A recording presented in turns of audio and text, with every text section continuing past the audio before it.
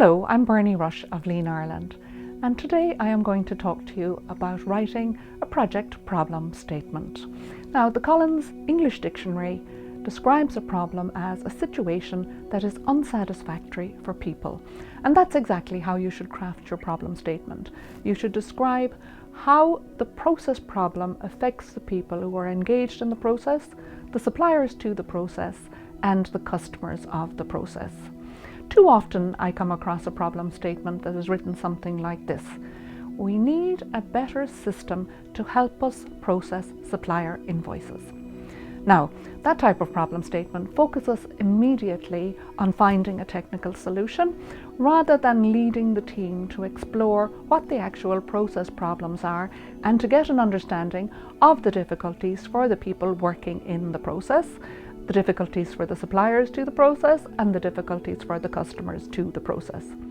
A much better problem statement in that particular instance would be: in the first quarter of this year, only 74% of our supplier invoices could be processed first time.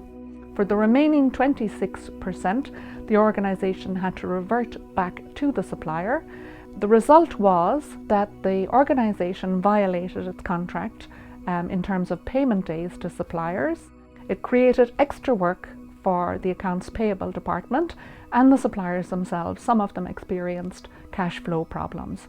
Obviously, nobody wants that type of situation, and that type of problem statement describes who is suffering as a result of the process problems.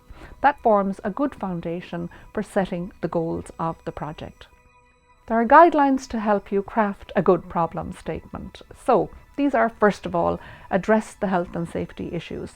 If process problems are causing a risk of any kind to the health and safety of those engaged in the process, that should take priority in the problem statement. Second in the hierarchy is a risk of being non-compliant.